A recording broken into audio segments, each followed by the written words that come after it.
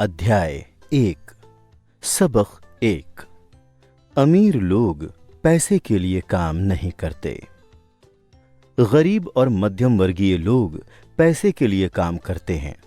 अमीर लोग पैसे के लिए काम नहीं करते हैं। अमीर लोग पैसे से अपने लिए काम कराते हैं। डैडी, क्या आप मुझे बता सकते हैं कि अमीर कैसे बना जाता है? मेरे डैडी ने शाम का अखबार नीचे रख दिया। बेटे, तुम अमीर क्यों बनना चाहते हो? क्योंकि आज जिमी की मम्मी उनकी नई कैडिलैक में आई थी और वो वीकेंड पर मौज मस्ती करने के लिए उनके समुद्र तट वाले घर पर जा रहे थे। वो अपने 3 दोस्तों को साथ ले गया, लेकिन माइक और मुझे नहीं ले गया। उन्होंने हमसे कहा कि हमें इसलिए आमंत्रित नहीं किया गया क्योंकि हम गरीब हैं। उन्होंने ऐसा कहा? मेरे डैडी ने अविश्वास में पूछा। हाँ, ऐसा ही कहा, मैंने आहत अंदाज में जवाब दिया। मेरे डैडी ने खामोशी में अपना सर हिलाया, अपना चश्मा नाक के पुल तक चढ़ाया और दोबारा अखबार पढ़ने लगे। मैं जवाब के इंतजार में खड़ा रहा। ये सन 1956 की बात थी। तब मैं 9 साल का था। संयोग से मैं उसी पब्लिक स्कूल में पढ़ता था जहां अमीर लोगों के बच्चे पढ़ते थे। हमारा निवास हवाई में मूलतः शुगर प्लांटेशन यानी गन्नों के बागान वाले कस्बे में था। बागान के मैनेजर और कस्बे के बाकी अमीर लोग जैसे डॉक्टर, व्यवसाय के मालिक और बैंकर अपने बच्चों को इसी प्रारंभिक स्कूल में भेजते थे। 6ठे ग्रेड के बाद उनके बच्चों को आमतौर पर प्राइवेट स्कूलों में भेज दिया जाता था। चूंकि मेरा परिवार सड़क के इस तरफ रहता था, इसीलिए मैं इस स्कूल में गया। अगर मैं सड़क के दूसरी तरफ रहता तो मैं एक अलग स्कूल में जाता जहां मेरे जैसे परिवारों के बच्चे पढ़ते थे।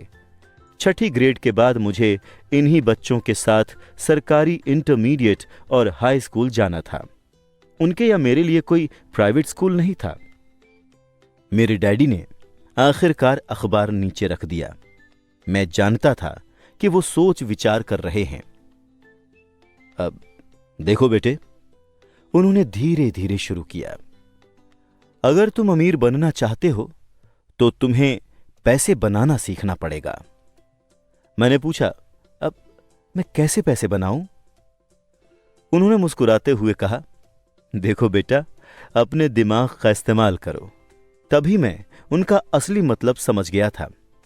मैं तुम्हें इतना ही बताने वाला हूं, या मुझे जवाब नहीं मालूम है, इसीलिए खामखा शर्मिंदा मत करो। एक साझेदारी बन जाती है। अगली सुबह मैंने अपने सबसे अच्छे दोस्त माइक को बताया कि मेरे डैडी ने क्या कहा था। जहां तक मैं जानता था, सिर्फ माइक और मैं ही उस स्कूल में पढ़ने वाले गरीब बच्चे थे। माइक भी संयोग से ही इस स्कूल में पढ़ रहा था। किसी ने कस्बे में स्कूलों की एक विभाजक रेखा खींच दी थी और इसी वजह से हम अमीर बच्चों वाले स्कूल में आ गए थे। वैसे हम वाकई गरीब नहीं थे, लेकिन हमें गरीबी का एहसास होता था क्योंकि बाकी सभी लड़कों के पास बेसबॉल के नए दस्ताने, नई साइकिलें, हर नई चीज होती थी। मम्मी डैडी हमें रोटी, कपड़ा और मकान जैसी सभी बुनियादी चीजें मुहैया कराते थे, लेकिन बस इतना ही। मेरे डैडी कहा करते थे, अगर तुम कोई चीज चाहते हो तो उसके लिए काम करो। हम चीजें तो बहुत सारी चाहते थे, लेकिन 9 साल के लड़कों के लिए ज्यादा काम उपलब्ध नहीं था। माइक ने पूछा, तो पैसे बनाने के लिए हम क्या करें? मैं नहीं जानता, मैंने कहा, लेकिन क्या तुम मेरे साझेदार बनोगे? वो मान गया और शनिवार की उस सुबह माइक मेरा पहला कारोबारी साझेदार बन गया। हम सुबह से लेकर दोपहर तक सोचते रहे कि पैसा कैसे बनाया जाए। कभी कभार हम उन अमीर बच्चों के बारे में बातें करने लगते थे जो जिमी के समुद्र तट वाले घर पर मजे कर रहे होंगे, जिससे दिल थोड़ा दुखता था, लेकिन वो दर्द अच्छा था क्योंकि इसने हमें पैसे बनाने का तरीका सोचने के लिए प्रेरित किया। आखिरकार दोपहर को अचानक हमारे दिमाग में बिजली कौंधी। ये एक ऐसा विचार था जो माइक को विज्ञान की एक पुस्तक में मिला था जिसे उसने पढ़ा था। रोमांचित होकर हमने हाथ मिलाए और अब हमारी साझेदारी के पास एक कारोबार आ गया था। अगले कई सप्ताह माइक और मैं आसपास के इलाके में इधर उधर दौड़ते रहे, दरवाजे खटखटाते रहे और पड़ोसियों से पूछते रहे कि क्या वो अपने इस्तेमाल किए हुए टूथपेस्ट ट्यूब हमारे लिए रख सकते हैं। हैरानी के भाव के साथ ज्यादातर वयस्कों ने मुस्कुराते हुए हां कह दिया। कुछ ने हमसे पूछा कि हम उनका करेंगे क्या। इसके जवाब में हमने कहा, अब हम आपको नहीं बता सकते, ये एक कारोबारी रहस्य है। जैसे जैसे सप्ताह गुजर रहे थे, मेरी मम्मी का कष्ट बढ़ता जा रहा था। अपने कच्चे माल को इकट्ठा करने के लिए हमने जो जगह चुनी थी वो उनकी वॉशिंग मशीन के पास थी। ये एक भूरा कार्डबोर्ड बॉक्स था जिसमें कभी केचप की बोतलें रखी जाती थीं। अब उसमें टूथपेस्ट ट्यूब्स का हमारा छोटा सा ढेर बढ़ने लगा। आखिरकार मेरी मम्मी के सब्र का बांध टूट गया। पड़ोसियों की गंदी मुड़ी तुड़ी इस्तेमाल हो चुकी टूथपेस्ट ट्यूब्स को देख देख कर उनका दिमाग खराब हो गया था। उन्होंने पूछा, तुम लोग क्या कर रहे हो? और मैं ये दोबारा नहीं सुनना चाहती कि ये कारोबारी रहस्य है। इस कचरे को अभी साफ करो वरना मैं इसे बाहर फेंक दूंगी। माइक और मैंने हाथ पैर जोड़कर उनसे मोहलत मांगी। हमने उन्हें बताया कि हमारे पास जल्द ही पर्याप्त ट्यूब्स हो जाएंगी और फिर हम उत्पादन शुरू कर देंगे। हमने उन्हें जानकारी दी कि हम 2-3 पड़ोसियों का इंतजार कर रहे हैं जिनकी टूथपेस्ट ट्यूब्स खत्म होने वाली थीं और हमें मिलने वाली थीं। मम्मी ने हमें 1 सप्ताह की मोहलत दे दी। उत्पादन शुरू करने की तारीख योजना से ज्यादा जल्दी आ गई थी और दबाव बढ़ गया था। मेरी पहली साझेदारी पर खतरा मंडरा रहा था क्योंकि मेरी खुद की मम्मी ने जगह खाली करने का नोटिस थमा दिया था। ये माइक का काम था कि वो पड़ोसियों से टूथपेस्ट जल्दी खत्म करने को कहे। साथ में वो उनसे ये भी कहता था कि उनके दांतों के डॉक्टर का भी यही कहना था कि उन्हें दिन में ज्यादा बार ब्रश करना चाहिए। मैं उत्पादन की प्रक्रिया को ठीक ठाक करने में जुट गया। एक दिन मेरे डैडी एक दोस्त के साथ घर आए। उन्होंने देखा कि 9 साल के 2 लड़के पोर्च में पूरी गति से उत्पादन करने में जुटे हैं। हर कहीं बारीक सफेद चूरा फैला हुआ था। एक लंबी टेबल पर स्कूल के दूध के छोटे कार्टन्स थे और हमारे परिवार का हिबाची ग्रिल लाल सुर्ख कोयलों के साथ अधिकतम गर्मी पर दहक रहा था। डैडी सावधानी से चलकर आए। उन्हें पोर्च के शुरू में ही कार खड़ी करनी पड़ी क्योंकि उत्पादन की प्रक्रिया कार की जगह तक पहुंचने में बाधा डाल रही थी। जब वो और उनके दोस्त करीब आए तो उन्होंने देखा कि स्टील का एक बर्तन कोयलों के ऊपर रखा हुआ था जिसमें टूथपेस्ट ट्यूब्स पिघल रही थीं। उस जमाने में टूथपेस्ट प्लास्टिक की ट्यूब्स में नहीं आते थे। ट्यूब्स शीशे से बनती थी। इसीलिए पेंट के जल जाने पर हम ट्यूब्स को स्टील के छोटे बर्तन में डाल देते थे। वो पिघलने लगती थीं और द्रव बन जाती थीं। इस पिघले हुए शीशे को हम दूध के कार्टन में बने एक छोटे छेद में अंदर डाल रहे थे। दूध के कार्टन्स में प्लास्टर ऑफ पेरिस भरा था। हर तरफ फैला सफेद चूरा और कुछ नहीं, प्लास्टर ऑफ पेरिस ही था। जल्दबाजी में उसके बैग में मेरी लात पड़ गई थी जिससे पूरा इलाका ऐसा लग रहा था जैसे वहां अभी अभी बर्फ का तूफान आया हो। दूध के कार्टन के भीतर प्लास्टर ऑफ पेरिस के सांचे थे। मेरे डैडी और उनके दोस्त ने देखा जब हम पिघले हुए शीशे को सावधानी से प्लास्टर ऑफ पेरिस के क्यूब के ऊपर छोटे से छेद में डालते रहे। संभल कर, डैडी ने कहा। मैंने ऊपर देखे बिना सर हिला दिया। आखिर जब शीशा डालने का काम खत्म हो गया तो मैंने स्टील का बर्तन नीचे रखा और अपने डैडी की तरफ देखकर मुस्कुराया। तुम लोग क्या कर रहे हो? उन्होंने मुस्कुराते हुए सावधानी से पूछा। हम वही कर रहे हैं जो आपने मुझसे करने को कहा था। हम अमीर बनने जा रहे हैं, मैंने कहा। हाँ, माइक ने मुस्कुराते हुए कहा और अपना सर हिलाया। अब हम दोनों साझेदार हैं, मेरे डैडी ने पूछा। और प्लास्टर के इन सांचों में क्या है? देखिए, मैंने कहा। इसमें एक बहुत ही अच्छी चीज है। छोटी हथौड़ी से मैंने उस सील को ठोका जिसने क्यूब को बीच से खोल दिया। मैंने प्लास्टर के सांचे का ऊपरी आधा हिस्सा बाहर निकाला और शीशे का 5 सेंट का सिक्का बाहर टपक गया। हे भगवान, मेरे डैडी ने कहा, तुम लोग शीशे के सिक्के ढाल रहे हो? बिल्कुल सही, माइक ने कहा। हम वही कर रहे हैं जो आपने हमसे करने को कहा था। हम पैसे बना रहे हैं। मेरे डैडी के दोस्त मुड़े और जोर जोर से हंसने लगे। मेरे डैडी ने भी मुस्कुराकर सिर हिलाया। आग और टूथपेस्ट ट्यूब्स के खाली बॉक्स के साथ ही उनके सामने 2 छोटे लड़के थे जो सफेद धूल से ढके होकर खूब मुस्कुराए जा रहे थे। उन्होंने हमसे कहा कि हम सब कुछ छोड़कर उनके साथ चलें और घर की सामने वाली सीढ़ियों पर बैठें। मुस्कुराते हुए उन्होंने नरमी से समझाया कि जालसाजी शब्द का क्या मतलब होता है। हमारे सपने चूर चूर हो गए। अब आपका मतलब है कि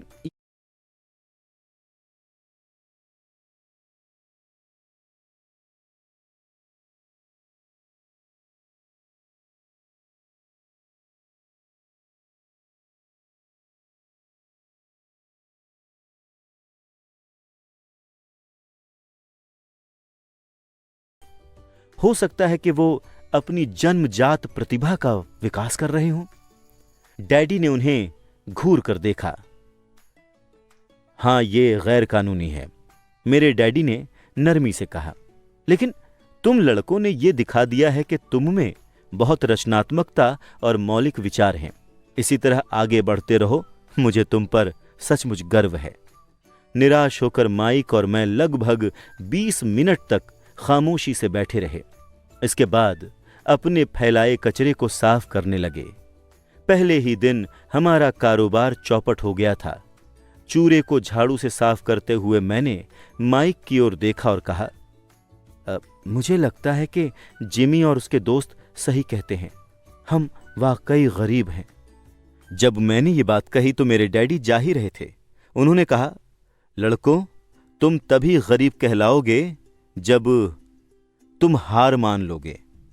सबसे महत्वपूर्ण बात यह है कि तुमने कुछ किया है। ज्यादातर लोग अमीर बनने की सिर्फ बातें करते हैं और सपने देखते हैं। तुमने कुछ किया है। मुझे तुम दोनों पर बहुत नाज है। मैं दोबारा कहूंगा कि इसी तरह आगे बढ़ते रहो, हौसला मत छोड़ो। माइक और मैं खामोशी में वहां खड़े रहे। ये शब्द सुनने में तो अच्छे लगते थे, लेकिन इनसे हमें यह पता नहीं चलता था कि हम क्या करें। अब डैडी, ऐसा क्यों है कि आप अमीर नहीं हैं? मैंने पूछा। क्योंकि मैंने एक स्कूल टीचर बनने का विकल्प चुना था। स्कूल के टीचर दरअसल अमीर बनने के बारे में नहीं सोचते। हमें बस पढ़ाना और सिखाना पसंद होता है। काश मैं तुम्हारी मदद कर सकता, लेकिन मैं सचमुच नहीं जानता कि पैसे कैसे बनाना है। माइक और मैं मुड़कर दोबारा सफाई करने लगे। मैं समझाता हूं, मेरे डैडी बोले। अगर तुम लोग ये सीखना चाहते हो कि अमीर कैसे बनते हैं तो मुझसे मत पूछो। माइक, ये सवाल अपने डैडी से पूछो। मेरे डैडी? माइक ने हैरानी के भाव के साथ कहा। हां, तुम्हारे डैडी। मेरे डैडी ने मुस्कुराते हुए दोहराया। तुम्हारे डैडी और मेरा बैंकर एक ही है और वो तुम्हारे डैडी के गुण गाता है। उसने मुझे कई बार बताया है कि जब पैसे बनाने की बात आती है तो तुम्हारे डैडी कमाल के हैं। मेरे डैडी? माइक ने अविश्वास में दोबारा पूछा। अब तो फिर ऐसा कैसे है कि स्कूल के अमीर बच्चों की तरह हमारे पास एक शानदार कार और आलीशान मकान नहीं है? शानदार कार और आलीशान मकान का यह मतलब नहीं है कि तुम अमीर हो या तुम पैसे बनाने की कला जानते हो, मेरे डैडी ने जवाब दिया। जिमी के डैडी गन्ने के बागान में काम करते हैं। वो मुझसे ज्यादा अलग नहीं हैं। वो एक कंपनी में काम करते हैं और मैं सरकारी ऑफिस में। कंपनी ने उन्हें कार दे रखी है। शक्कर की कंपनी आर्थिक परेशानी में है और जल्द ही हो सकता है कि जिमी के डैडी के पास कुछ न रहे। तुम्हारे डैडी अलग है माइक। ऐसा लगता है कि वो एक साम्राज्य बना रहे हैं और मेरा अनुमान है कि कुछ ही सालों में वो बहुत अमीर आदमी बन जाएंगे। ये सुनकर माइक और मैं दोबारा रोमांचित हो गए। नए उत्साह के साथ हम अपने डूबे हुए व्यवसाय के मलबे को साफ करने लगे। सफाई करते करते हमने योजना बनाई कि माइक के डैडी से कब और कैसे बात की जाए। समस्या ये थी कि माइक के डैडी बहुत ज्यादा काम करते थे और अक्सर देर रात तक घर नहीं लौटते थे। उसके डैडी वेयर हाउसेज, एक निर्माण कंपनी, स्टोर्स की श्रृंखला और 3 रेस्तराओं के मालिक थे। रेस्तराओं की वजह से ही उन्हें घर लौटने में देर हो जाती थी। सफाई पूरी होने के बाद माइक बस पकड़कर घर चला गया। उसने बताया था कि उस रात जब उसके डैडी घर लौटेंगे तो वो उनसे बात करके पूछेगा कि क्या वो हमें अमीर बनने का तरीका सिखा सकते हैं। माइक ने वादा किया कि जैसे ही उसके डैडी से बात हो जाएगी वो मुझे फोन करेगा, चाहे कितनी ही देर क्यों ना हो जाए। फोन की घंटी रात को 8:30 बजे बजी। ठीक है, मैंने कहा। अगले शनिवार मैंने फोन नीचे रख दिया। माइक के डैडी हमसे मिलने को तैयार हो गए थे। शनिवार सुबह मैंने 7:30 बजे वाली बस पकड़ी ताकि कस्बे के गरीब हिस्से तक जा सकूं। सबक शुरू होते हैं। माइक और मैं सुबह 8 बजे उसके डैडी से मिले। वो पहले से ही व्यस्त थे और 1 घंटे से अधिक समय से काम में लगे हुए थे। जब मैं उनके साधारण छोटे और साफ सुथरे घर की ओर बढ़ा तो मैंने देखा कि उनका कंस्ट्रक्शन सुपरवाइजर अपने पिकअप ट्रक में बैठकर वहां से जा रहा था। माइक मुझे दरवाजे पर ही मिल गया। उसने दरवाजा खोलते हुए कहा, डैडी फोन पर हैं और उन्होंने पीछे के पोर्च में इंतजार करने को कहा है। जब मैंने उस पुराने मकान की चौखट लांघी तो लकड़ी का पुराना फर्श आवाजें करने लगा। दरवाजे के भीतर सस्ता सा गलीचा था। गलीचा वहां इसलिए बिछाया गया था ताकि फर्श पर पड़े अनगिनत कदमों के निशानों को छुपाया जा सके। हालांकि गलीचा साफ था लेकिन इसे बदलने की जरूरत थी। जब मैं संकरे लिविंग रूम में दाखिल हुआ तो मेरा दम घुटने लगा। यह पुरानी बदबू वाले फर्नीचर से भरा था जिसे निश्चित रूप से संग्रहालय में रखा जाना चाहिए था। सोफे पर 2 महिलाएं बैठी थीं जिनकी उम्र मेरी मां से थोड़ी ज्यादा होगी। महिलाओं के सामने एक आदमी कामकाजी पोशाक में बैठा था। वो खाकी स्लैक्स और खाकी शर्ट पहने था। उन पर अच्छी प्रेस तो थी लेकिन स्टार्च नहीं था। वो चमचमाते कामकाजी जूते भी पहने था। उसकी उम्र मेरे डैडी से लगभग 10 साल ज्यादा रही होगी।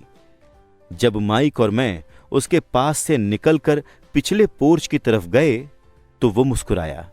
मैं भी संकोची अंदाज में मुस्कुरा दिया।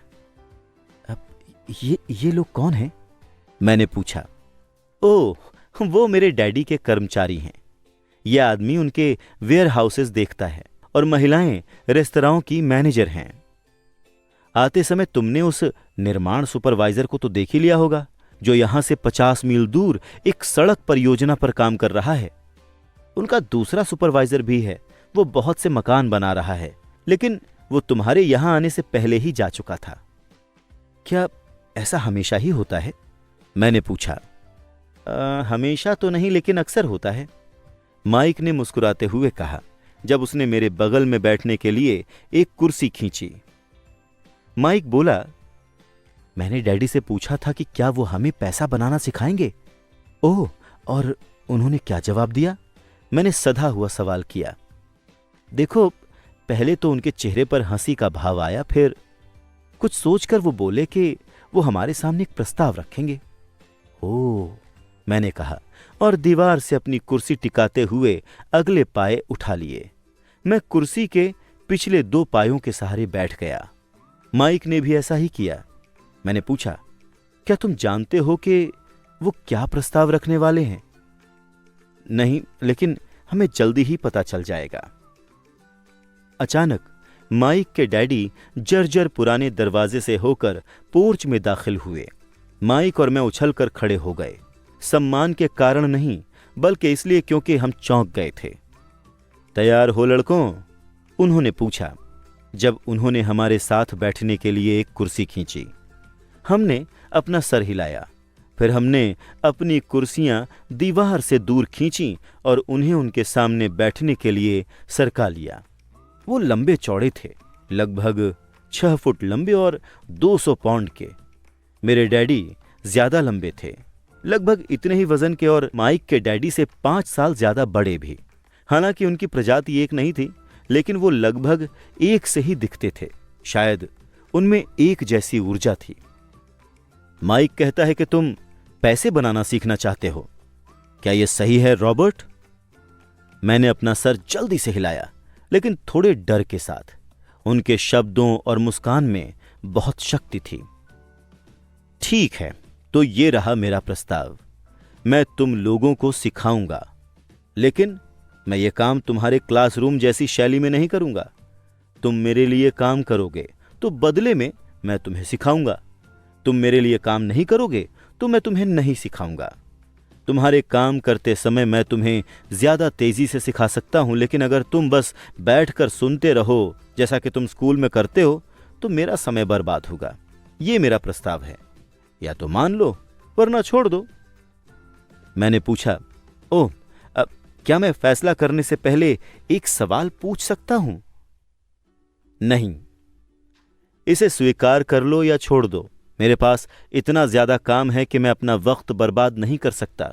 अगर तुम में तुरंत निर्णय लेने की क्षमता नहीं है तो तुम वैसे भी कभी पैसे कमाना नहीं सीख पाओगे। अवसर आते हैं और चले जाते हैं, इसीलिए तुरंत निर्णय लेने की क्षमता एक महत्वपूर्ण योग्यता है। तुमने जैसा चाहा था वैसा अवसर तुम्हारे सामने मौजूद है। अगले 10 सेकंड में या तो तुम्हारी शिक्षा शुरू हो जाएगी या फिर यह हमेशा के लिए खत्म हो जाएगी। माइक के डैडी ने चिढ़ाने वाली मुस्कान के साथ कहा। मंजूर, मैंने कहा। मंजूर, माइक भी बोला। बहुत बढ़िया, माइक के डैडी ने कहा। 10 मिनट में मिसेस मार्टिन आ जाएंगी। जब मेरी उनसे बातचीत हो जाएगी तो तुम उनके साथ मेरे छोटे सुपरमार्केट में चले जाना और वहां काम शुरू कर देना। मैं तुम्हें 10 सेंट प्रति घंटे की दर से तनख्वाह दूंगा और तुम हर शनिवार को 3 घंटे काम करोगे। लेकिन आज तो मेरा सॉफ्टबॉल मैच है, मैंने कहा। माइक के डैडी ने आवाज धीमी करके कड़क लहजे में कहा, या तो मान लो वरना छोड़ दो। अब मैं इसे मानता हूं, मैंने जवाब दिया और खेलने के बजाय काम करने तथा सीखने का विकल्प